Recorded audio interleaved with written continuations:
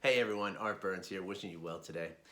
So yesterday I talked a lot about the, sort of implicit biases and implicit memories and the programming that we go through in the very early years of our lives from birth to about 7 years old.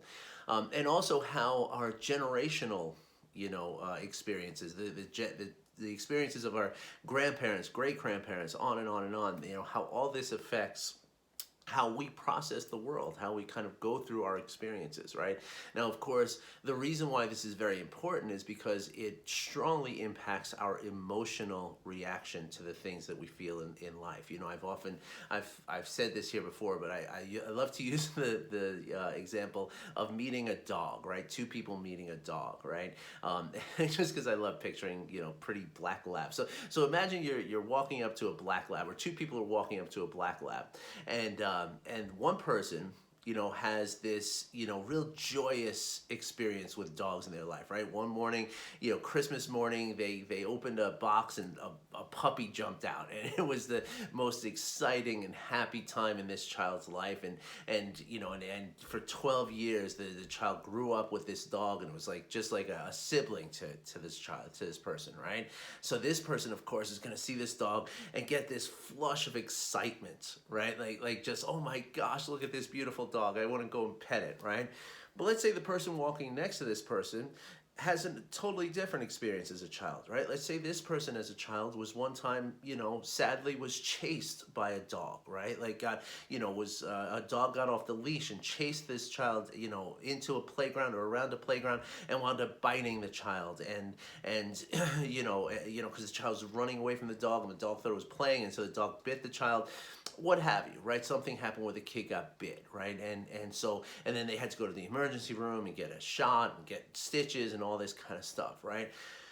So this person seeing the same dog is going to have a a dramatically different emotional experience, right? If this person has not worked out what happened with the dog when they were a child, then they're going to see that dog and they're going to automatically, right away, just like person A had this flush of excitement, person B is going to have this drowning fear, right? This just panic is going to set in, right? It's going to be automatic, right? So this is now. So the dog's the same, right? The dog's just a dog, right? It's just the dog tongue hanging out of its mouth, just just standing there wanting to be pet, right? But it's the experience that both of these people had that makes the way that they emotionally react to the dog completely different, right? Same dog, two different relationships based on the upbringing, right? Based on what happened as children. Now, of course, this is a very simple and kind of an obvious and silly example, right? Like we can all process things. This is the benefit, right? And I want to be very, very clear, like I always say. These things are not hard, fast rules for us, right? We can, grow out of this stuff. We can work our way out of this stuff, right? We can, call attention to these implicit memories, and we can repair them later on in our lives, right? Like we can intentionally do that. And that's part of what mindfulness practices allow us to do, right? But the point I'm trying to make, right, is that this happens, obviously, again, I picked a very strong and obvious example of a dog, right? And getting either Christmas morning or getting bit in the playground. Those are very stark, different kind of experiences, right?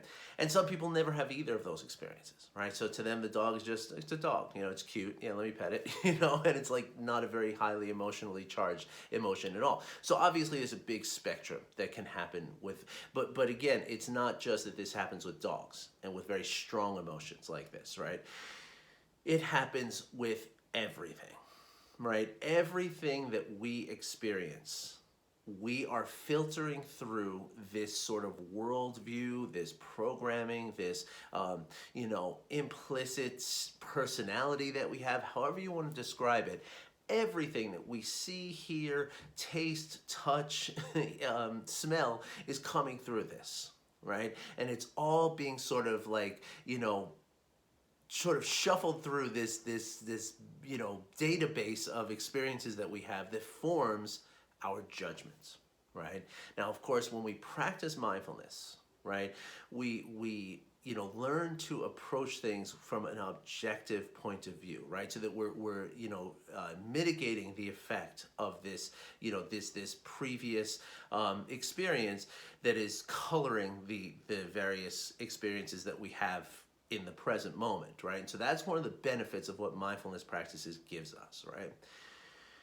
But what's really important for us as parents, right? This is a video really for you parents out there, but it applies to everyone. So please don't feel like you have to stop the video just because you don't have kids. Okay, maybe you will have kids someday. Maybe you have a sibling or a friend who has kids, and this is something you might want to share with them. Okay.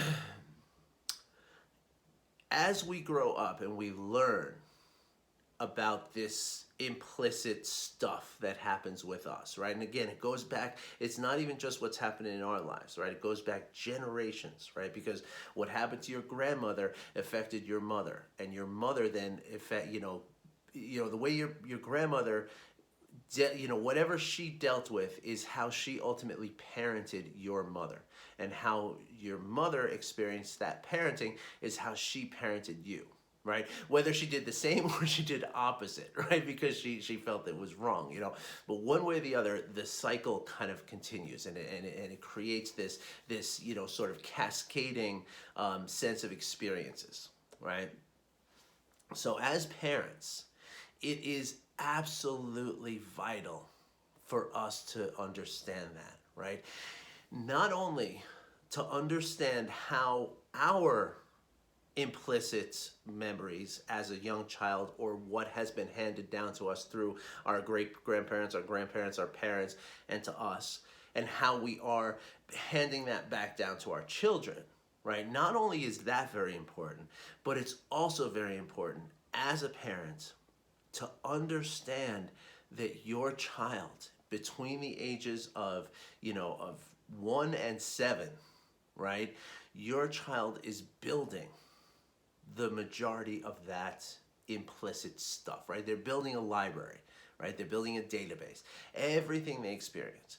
And so what that means is that they're watching you, right? Because you are the most important thing in their life, right? Whether you're the mother, the father, or even the caregiver, right? Sometimes it's the grandparent. Sometimes it's a close family friend who's a babysitter all the time, But whoever that person is, right, is the very, very important person in this child's life, and the person whom they are looking at the most. And what they're doing is they're just watching everything you do. So when you interact with a person, and your child is watching you interact with that person, your child is now learning how to interact with people on their own. So if you are going to interact with people from a place of, some sort of, let's be honest, right? If you're losing your temper with someone, if you're, maybe treating somebody less than kind, maybe you're doing something you're not proud of, right? Like, I'm not saying that you need to be out of line of what you believe you want to be, but if you're not doing that thing that you are aligned with, then that is what your child is learning. She or he is learning whatever you're doing, no matter what you're doing, right? So if you're acting outside of your integrity and outside of your alignment with your desires of how you want your child to grow up and how you want your child to sort of see the world and interact with the world, well, then that's what you're teaching the child, right? So this is really, really a very beneficial thing for parents to kind of keep in mind as they're going through life, especially in front of their children, right? And of course, it's not just how you interact with other people, it's also how you're interacting with yourself, right? If you're walking around all day saying, oh gosh, I can't believe how dumb I am. I can't believe I did that again. I can't believe how hard this is. How, why do I keep messing up like this? And these kind of things, right? Even if you're not saying it out loud, right? Even if you're saying it just inside, right? Your child, as I've talked about here a lot, is, with the empathic resonance that happens, it's strongest between a parent and a child. And with that resonance that's happening, your child is picking up on it, right? And as they're picking up on it, they are going to repeat it, right? So that means that in order to be the greatest parent that you can be and to do the things that your child really needs from you, it means to work on ourselves, right? It doesn't mean read another parenting book and figure out some technique and learn how to be a parent, right? Human beings have been parents for hundreds of thousands of years, right? There's no learning about how to be a parent. There's learning about how to be a person, right? And how to be a person that is free from stress, unneeded stress, and the emotional roller coaster that stress, creates for us. It's learning how to be a person who shows up to life with presence, really being there, right? And showing your child how to really be there, right? There's so many studies that have been done that show that people are not happy when they're not present with what they're doing. Right, there's been studies that were done. One fascinating one that Richie Davidson, the neuro researcher, neuroscientist, neuro researcher, whatever you call him, awesome dude, author, great guy. He mentioned a study that was done with smartphone technology, right? Where throughout the day they had thousands of people who joined this study, right? And they would send out a text blast, right? And everybody would get a text. And it would say something like, okay, well, what are you doing right now? So right now you had to pick from a multiple choice, whatever. I'm walking, I'm doing some activity, I'm, driving, I'm whatever. Hopefully it wasn't driving, but whatever it was, click that, and then it would come. And now the next question is, where is your mind right now? Are you really paying attention to what it is you're doing, or are you thinking about something else? And based on whatever anybody chose, like, yeah, my mind's I'm thinking about last night's football game, or I'm thinking about tomorrow night's dinner, or I'm thinking about going out with my friends tonight, or I'm thinking about not wanting to go home and and deal with the messy house and stuff like that. Whatever it was, then the next question was, how happy are you right now? Like, how happy do you feel? And what they realized, right, was that, very, very clearly, the people who were not present were not happy.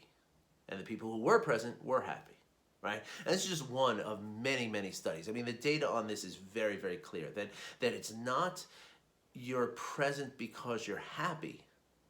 It's that you're happy because you're present, right? And so the more you can be really, in line with whatever it is you're doing, really present with whatever it is you're doing, not only are you going to be happier, which means that empathic resonance that your child is going to feel from you is going to be a positive one and a happy one, right? Not only that, but also you are teaching your child how to be present. Right? Now, part of being present includes, being present with the things that are, not so positive in our lives, things that are difficult in our lives, right? And so when things arise, when the traffic jams arise, when the food isn't in the forgetting something at the supermarket, or the supermarket being out of something, or meetings that run late, or phone calls that have bad news, when all these different things happen in our lives, right? Which they do. That's part of living. Right? If we're going to stay present with them, we have to learn to, or it's best to learn to accept them, right? And again, it's not, I talk about acceptance a lot, right? And so I'm sure you've heard me say this before. It doesn't mean surrendering. It doesn't mean accepting it. So like, okay, life sucks and that's just how it is. Too bad. No, that's not what acceptance means. Acceptance means like, okay, there's nothing I can do with the fact that they're out of Cheerios today at the supermarket. I just have to deal with this. This is the reality. Stomping my feet and getting upset right now is not going to change anything, right? There's nothing I can do about this traffic jam. I can bang on my dashboard and hurt my car, and I could hurt my hand, and I could get myself into this very stressed out place, which doesn't help me once I get to where I'm going. or I could just stay calm and just accept the fact that there will be consequences, and I will just meet those consequences with presence, with more acceptance, and then finally with compassion, right? And when we can allow ourselves when we can allow our hearts to lead us through life with compassion, right? Knowing that, everyone, even our children, when our children do things that make us just absolutely question everything, like how could you have done that just now, like what the heck could have been going through your head, right? The important thing to remember, and whether it's your child or anyone in the world that you meet, we're all just trying to do things that make us happy, right? Sometimes we're not right. Sometimes the things we think are going to make us happy are not really making us happy. But the motivation that people feel is to relieve their own suffering and to create the conditions for their own happiness. That's 100% of the time. Aside from the 0.001% of true psychopaths that just don't have any sense of that kind of empathy and so there's a very, very slim margin of society that is not acting, that is truly acting out of malice. But that's really not true for most people. Even thieves, even people who hurt people, right? They're doing something that they think they need to do to relieve their own suffering and to create the conditions for their own happiness. All right. Jails are full of these people, right? Like literally, it's everyone, including our little monsters sometimes, right? Like that's what they're doing. They think that spilling that cereal over was somehow what they needed to do, right? And it doesn't, so when we can understand that, right? When we can understand that everyone is just acting in a way that is meant to make them happy, right? How can we then get angry for somebody doing that? How can we have a reaction that is negative to somebody who's doing that, right? We can't. And so that's what compassion allows us to see and feel, right? And of course, that cultivates compassion for ourselves, right? Knowing that when we, did something that we're looking back on and saying, oh, I wish I hadn't done that. That was terrible. Like, why? Well, you were just doing what you thought you needed to do in that moment to create your own happiness. Right? And so when we can remember these things, and when we can live with these things and practice these every moment of every day, then it's going to be much easier to be aligned with what it is that we're showing our children, that database that they're building, that they're going to carry for the rest of their lives and into the next generation and the next and the next and the next. What we're doing then is we're modeling something that we can be very proud of and that we're going to serve our children in that process. So the way to do this is very, very simple. And all it requires is like 10 minutes a day. Seriously, that's it. That's it, 10 minutes a day. So, I mean, I could name probably 10 different things that you do for more than 10 minutes a day that you could easily trim off and come up with 10 minutes. And I'll help you do that if you need to, right? I mean, that's one of the things I do as a coach is I help people figure out how to fit these practices into their lives. And I'm kind of good at it. I have a lot of great success with my clients. My clients have found a lot of great success with these practices and with my assistance of getting them, creating this space for their practices. So if you'd like help, please hit me up, okay? Really do, okay? Like, subscribe, share, comment, do all the YouTube stuff as well, please, because it really does help. But importantly, though, if you need help with this, if you need someone to kind of, show you how to do this, I can be that someone for you, okay? And I'd be happy to. So thanks for watching. Thanks for listening. And yeah, I'll be back again tomorrow. Tomorrow I'm going to talk about the thing that I was talking about yesterday, which is time blocking for social media, which is essentially just being mindful about social media, which is a very important subject for all of us. And I hope you get to join me for that. Thank you very much for listening. I wish you well. I'll be back again tomorrow.